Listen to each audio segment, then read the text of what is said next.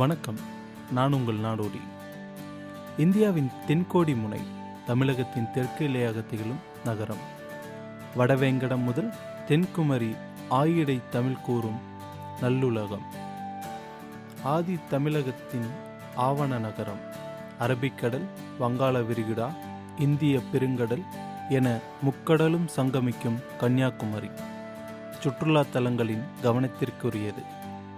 இங்கு காண கிடைக்கும் சூரிய உதயமும் அஸ்தமனமும் வண்ணத் திருவிழா.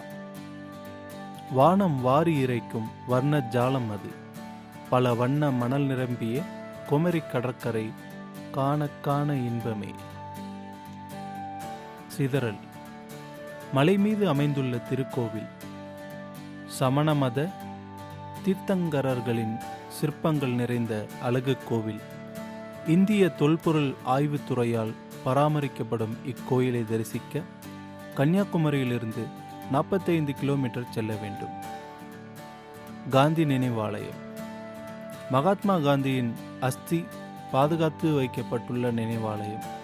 முக்கடல் சங்கமத்தில் மூழ்கி நீராடுவதற்கு முன் தேசத்தந்தைக்கு இறுதி மரியாதை செலுத்துவதற்காக வசதியாக இது அமைக்கப்பட்டுள்ளது. மகாத்மா பிறந்த அக்டோபர் 2ஆம் நாள் மட்டும் ஒரு குறுகிய துளையின் வழியாக அஸ்தி கலசத்தின் மீது சூரிய கதிர்கள் விழும்படி அமைக்கப்பட்டுள்ளது. கடலில் கால் நனைக்கும் முன் அகிம்சை அண்ணலை ஞாபகம் கொள்ளுங்கள். அரசு அருங்காட்சியகம். தென்னிந்திய கோயில்களின் கைவினை கலைப்பொருட்கள் தொகுத்து வைக்கப்பட்டுள்ள காட்சியகம் கடற்கரை சாலையில் அமைந்துள்ளது. குகநாத சுவாமி கோவில்.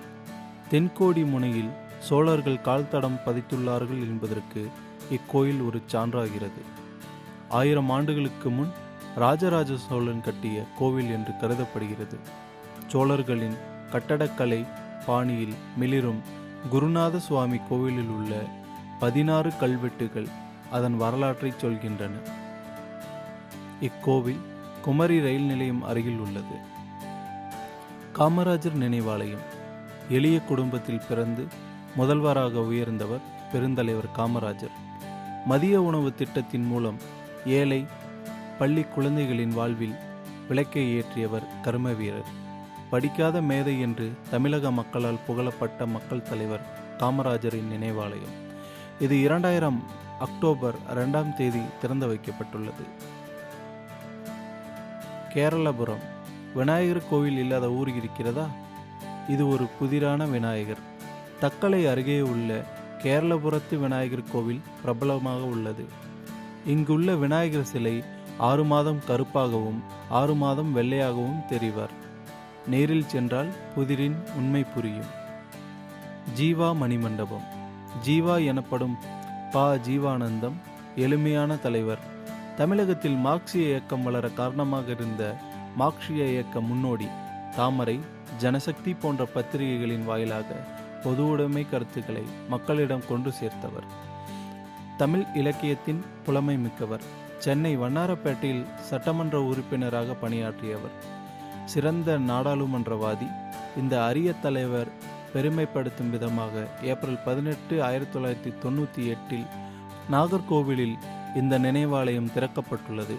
இங்கு அவரது உருவச்சிலை, வாழ்க்கையை சித்தரிக்கும் நிழல் படங்கள் பார்வைக்கு வைக்கப்பட்டுள்ளன. குமரியம்மன் கோவில். கடலில் நீராடும் துறை அருகே ஒரு அழகிய சித்திரம் போல அமைய பெற்றிருக்கிறது குமரியம்மன் கோவில். இந்த அம்மனின் பெயருக்கு காரணம் இருக்கிறது. குமரியம்மன் சிவனை திருமணம் செய்து கொள்ள முடியாத நிலையில் காலம் முழுவதும் கன்னியாகவே வாழ ஒரு நோன்பை மேற்கொண்டதாக சொல்லப்படுகிறது. இதுவே கன்னியாகுமரி என்று பெயர் வர காரணம் என்கிறார்கள். குமரி அம்மன் வைர மூக்குத்தியின் ஜொலிப்பை கடலிலிருந்து கூட பார்க்கலாம் என்று சொல்கிறார்கள். மாத்தூர் தொங்கு பாலம். ஒரு ஓவிய கோட்டினை போல தோன்றும் இது ஆசியாவின் மிக நீளமான குறுக்கு பாலம். 115 அடி உயரமும் 1 கிலோமீட்டர் நீளமும் உடையது. திருவட்டார் ஊராட்சி ஒன்றியத்தின் அருவிக்கரை வருவாய் கிராமத்தைச் சேர்ந்த மாத்தூர் என்ற இடத்தில் இருக்கிறது தொங்கு பாலம். புரளியாற்றின் குறுக்கே கட்டப்பட்ட இப்பாலம் வழியாக பட்டணம் கல் மலையிலிருந்து இன்னொரு பக்கத்திற்கு நீர் எடுத்துச் செல்லப்படுகிறது. விளவங்கோடு கல்குளம் பகுதிகளின் விவசாய வளர்ச்சிக்காக அப்போதைய தமிழக முதலமைச்சர் காமராஜர் முயற்சியின் கீழ் கட்டப்பட்ட இந்த பாலம் ஒரு சுற்றுலா தலமாக மாறியுள்ளது. இங்கு குழந்தைகள் பூங்காவும் நீராடுதுறையும் இருக்கின்றன. முட்டம், கடல் உரசும் கரைகள், அலைப்புரளும் கடல், ஒரு தனித்துவமான கடலோர கிராமம் முட்டம். அப்படியே அமைதியான நேரம் போவது தெரியாமல் மணற்பரப்பில் அமர்ந்து விடலாம். என்ன ஒரு அழகு! சொல்லில் சிக்காத காட்சிகள் ஏராளம். நம்மை கண் சிமிட்டி அழைக்கும் கலங்கரை விளக்கம் இங்குண்டு. கன்னியாகுமரியிலிருந்து முட்டம் கிராமம் பார்க்க 40 கிலோமீட்டர் செல்ல வேண்டும். நாகர்கோவில், நாகராஜ கோவில் அமைந்த இடம். கன்னியாகுமரி மாவட்டத்தின் தலைநகரம் இது. மிதமான பருவநிலை நிலவும் நகரம். நாகராஜ கோவிலின் தூண்களில் தீர்த்தங்கரர், மகாவீரர் மற்றும் பர்சவநாதர் சிலைகள் செதுக்கப்பட்டுள்ளன. இத்திருக்கோவிலின் நுழைவாயிலில் சீன புத்த விகார கட்டடக்கலையின் பாதிப்பை கொண்டுள்ளது. நாகர்கோவிலில் பேசப்படும் தமிழ் வித்தியாசமானது. பத்மநாபபுரம் அரண்மனை. கன்னியாகுமரி செல்பவர்கள் பட்டியலில் பத்மநாபபுரம் அரண்மனை முதலிடத்தில் இருக்கும். திருவிதாங்கூரை ஆட்சி செய்தவர்களின் பழமை வாய்ந்த அரண்மனை இது. திருவிதாங்கூர் சமஸ்தானத்தின் தலைநகராக கிபி 1798 வரை திகழ்ந்துள்ளது. உள்பக்கத்தில் மட்டும் 6 ஏக்கர் நிலப்பரப்பை கொண்ட பிரம்மாண்ட அரண்மனையின் போர் தளவாடங்கள் உள்பட பல வகையான பழங்கால பொருட்கள் காட்சிக்கு வைக்கப்பட்டுள்ளன. இங்குள்ள ராமசுவாமி ஆலயத்தில் இராமாயண இதிகாசத்திலிருந்து பல காட்சிகள் 45 பிரிவுகளாக பொறிக்கப்பட்டுள்ளன. நவீன காலத்தில் பார்த்து மகிழக்கூடிய ஆதிகால அரண்மனை இது ஒன்றே. வாழும் வரலாறு. பேச்சிப்பாறை அணை. இந்த அணையின் பெயரை நீங்கள் அடிக்கடி செய்திகளில் கேள்விப்பட்டிருப்பீர்கள். பார்த்து பரவசம் கொள்ள வேண்டிய நீர்ப்பரப்பு. மிகச்சிறந்த பொழுதுபோக்கு தலம். இங்கு படகு பயணம் சென்று மகிழலாம். கன்னியாகுமரியிலிருந்து 75 கிலோமீட்டர் தொலைவில் பேச்சிப்பாறை அணை அமைந்துள்ளது. சங்குத்துறை கடற்கரை. நகர மக்களின் பொழுதுபோக்கு இடமாக திகழும் இடம் சங்குத்துறை. பூங்கா, கடலோர இருக்கைகள், சுடுமண், கூரை குடில்கள், சுற்றுலா பயணிகளின் மனங்கவரும் வசதிகள். நாகர்கோவிலிருந்து 10 கிலோமீட்டர் தொலைவில் இருக்கிறது இந்த அழகுமிகு கடற்கரை. உபகார மாதா கோவில். சூரிய உதயம், அஸ்தமனம் இவை மட்டுமல்ல குமரி, எவ்வளவோ அற்புதங்கள் இருக்கின்றன. பழமை வாய்ந்த தேவாலயங்களில் உபகார மாதா கோவிலும் ஒன்று. இதன் கோபுர உயரம் 153 அடி. இங்குள்ள தங்கச் சிலுவையின் உயரம் 8 அடி உயரமாகும். சொத்தவிளை கடற்கரை. ஆழமற்ற தண்ணீரும் உயரமான மணற்குன்றுகளும் இங்கு பார்க்க முடியும். இலைப்பார குடை போன்ற கூரைகள், தனிக்குடில்கள் உண்டு. கன்னியாகுமரியிலிருந்து 10 கிலோமீட்டர் தொலைவில் சொத்தவிளை கடற்கரைக்கு செல்ல வேண்டும். இந்த மாவட்டத்தின் சிறந்த இயற்கை கடற்கரைகளில் இதுவும் ஒன்று. இப்பகுதி முழுவதையும் மேலிருந்து அழகாக காணும் வகையிலான காட்சி கோபுரம் சுற்றுலா பயணிகளின் பயன்பெறும் வகையில் அமைக்கப்பட்டுள்ளது. புதிய கடற்கரை சாலை வழியாக இங்கு நேராக வாகனத்தில் வரலாம். கடற்காற்றின் சுகத்தை அனுபவிக்கலாம். சுசீந்திரம். ஊரெல்லாம் சுற்றி வந்தாலும் இசையெழுப்பும் தூண்களையும் பெண் விநாயகரையும் 18 அடி உயரமுள்ள அனுமான் சிலையையும் பார்க்க முடியாது. சுசீந்திரம் தானுமாலயம் கோவிலுக்கு வராமல் இவையெல்லாம் சாத்தியமில்லை. விஷ்ணு, சிவன், பிரம்மா ஆகிய மும்மூர்த்திகளுக்கு அர்ப்பணிக்கப்பட்ட இக்கோவில் கலைத்திறன் மிக்கது. இது ஒரு கலை கருவூலம். கண்டு ரசித்தால் வளம் பெறலாம்.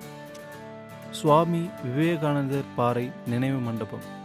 சகோதர சகோதரிகளே என்ற சொல்லில் உலகை கட்டி போட்டவர். எழுமின் விழுமின் என்ற வார்த்தைகளின் மூலம் இளைய மனங்களின் எழுச்சி தீபத்தை ஏற்றியவர். ஸ்ரீ ராமகிருஷ்ண பரமஹம்சரின் சீடர். ஸ்ரீ ராமகிருஷ்ண மடத்தை நிறுவியவர். குமரிப்பாறையில் விவேகானந்தரின் சிலையும் நினைவு மண்டபமும் எழுப்பப்பட்டுள்ளது. இங்கு அமைதி தவனும் தியான மண்டபம் இருக்கிறது. படகுகள் மூலம் பாறையை அடைவது ஒரு பரவச அனுபவம். தமிழெண்ணெய் பூங்கா. தமிழ் வாழ்வின் பெருமையை நிலைநிறுத்தும் பூங்கா. தமிழ் அன்னைக்கு தனியாக உருவாக்கப்பட்ட ஒரே பூங்கா. இங்கு புலியை முரத்தால் தடுத்த வீர பெண், முல்லை கொடி படர தேர் ஈந்த பாரிவள்ளல் சிலைகள் உள்ளன. தமிழ் புலவர்களின் ஓவியங்களும் இங்கு உண்டு. சூரிய விழிப்பும் துயிலும், வங்காள கடலோரம் உதயமும் மறைவும் ஒரே இடத்தில் காணக்கூடிய கண்கொள்ளா காட்சி. சூரிய உதயத்தை வருடம் முழுவதும் பார்த்து கொண்டே இருக்கலாம். சூரிய மறைவை ஜூன், ஜூலை, ஆகஸ்ட் மாதங்கள் தவிர்த்து மற்ற மாதங்கள் முழுவதும் காணலாம். இதற்கென்று அமைக்கப்பட்ட கோபுரம் மூலம் இக்காட்சிகளை மிகச் சிறப்பாக காண முடியும். தேங்காய்பட்டினம் கடற்கரை தென்னந்தோப்புகள் நிறைந்த கடற்கரை கிராமம் இது. பழங்காலத்தில் வெளிநாடுகளுக்கு, குறிப்பாக அரேபியாவோடு வணிக தொடர்பு கொண்டிருந்தது. ஆற்றின் கழிமுக கரைகளில் தென்னந்தோப்புகள் சூழ அழகிய தாமிரபரணி இங்கு கடலில் சங்கமிக்கிறது. தென்னை மரங்கள் அணிவகுத்திருக்க இந்த காயலில் படகு சவாரி செய்யும் அனுபவம் தனி பரவசம். விளவங்கோடு வட்டம் பேயன்குளம் கிராமம் அருகே மேற்கு கடற்கரை சாலையின் தேங்காய்பட்டினம் அமைந்துள்ளது. இந்த கடலோர கிராமத்தை கண்டுகளிக்க நாகர்கோவிலிருந்து 35 கிலோமீட்டர் பயணம் செய்ய வேண்டும். திற்பரப்பு அருவி ஒரு பறந்து விரிந்த பார்வையை தரும் தீர்ப்பரப்பு, அழகும் புனிதமும் ஒன்று கூடிய இடம். இங்குள்ள புனித அருவியும் பச்சை மலையும் கோதையாரும் நம்மை வசீகரித்து கொள்ளும் அழகின் தொட்டில்கள். பளிச்சென மின்னி தெரித்து விழும் இந்த அருவி பார்வைக்கு விருந்தளிக்கிறது. தரையில் கொட்டும் அருவி தலையில் முட்டும் போது புத்துணர்ச்சி கிடைக்கும். நீராடி மகிழ திற்பரப்பு திகைப்பூட்டும் அனுபவம் தரும். திருவள்ளுவர் சிலை தமிழினம் செழிக்க 2 அடி திருக்குறள் தந்த வள்ளுவருக்கு விவேகானந்தர் பாறையில் எழுப்பப்பட்டுள்ள 133 அடி உயரச் சிலை. இந்த உயரம் 133 அதிகாரங்களை நினைவுபடுத்துகிறது. நவீன கட்டடக்கலையின் அழகையும் திராவிட கலை நுட்பங்களையும் உள்ளடக்கி 5000த்திற்கும் மேற்பட்ட சிற்பங்களின் ஒளியின் பிறந்த அற்புதம். டாக்டர் கலைஞர் மு. கருணாநிதி அவர்களால் உருவாக்கப்பட்ட பிரம்மாண்ட நினைவு சின்னம். படகுகள் மூலம் சிலையினை பார்வையிடலாம். தமிழகத்தின் பழமையான நினைவு சின்னம் மார்த்தாண்டவர்மன் ஆட்சி செய்த காலகட்டத்தில் கட்டப்பட்ட கோட்டை. இங்கு ஒரு துப்பாக்கி பட்டறையும் டச்சுக்காரரான தளபதி டிலானியின் கல்லறையும் இருக்கிறது. டச்சு தளபதி பற்றி ஒரு சுவாரஸ்யமான கதை உண்டு. குளச்சலில் நடந்த போரில் சிறைப்பிடிக்கப்பட்ட கைதியான டச்சு தளபதி டிலானி மன்னன் மார்த்தாண்டவர்மனின் நம்பிக்கையை பெற்று விசுவாசமான தளபதியாக உயர்ந்தான். அது மட்டுமல்ல, மார்த்தாண்ட அரச வீரர்களுக்கு ஐரோப்பிய போர் முறையை கற்றும் தந்தானாம். இந்த வரலாற்று சிறப்புமிக்க கோட்டையை பகல் நேரத்தில் மட்டுமே பயணிகள் பார்த்து கழிக்க முடியும். வள்ளிமலை 300 படிகள் ஏற சம்மதமா? அப்படியெனில் குன்றின் மீது அமைந்த வள்ளிமலை கோவிலை தரிசிக்கலாம். ஒன்றின் மேல் ஒன்றாக 3 அடுக்குகள் கொண்டது. விநாயக பெருமானும் காசி விஸ்வநாதரும் எழுந்தருளியுள்ள இக்கோவில் பல்லவர் மற்றும் நாயக்கர் கால கட்டடக்கலைக்கு சான்றாக அமைந்துள்ளது. காட்சி கோபுரம் தொலைநோக்கம் சமதளத்திலிருந்து கடலின் பிரம்மாண்டத்தையும் விவேகானந்தர் சிலை, வள்ளுவர் சிலையையும் பார்ப்பதில் அனுபவம் வேறு. ஆனால் காட்சி கோபுரத்தில் நின்றபடி தொலைநோக்கியின் பார்ப்பது தனி ருசி. குமரி கடலின் அழகான சுற்றுப்புற காட்சிகளை இங்கிருந்து நீங்கள் காணலாம்.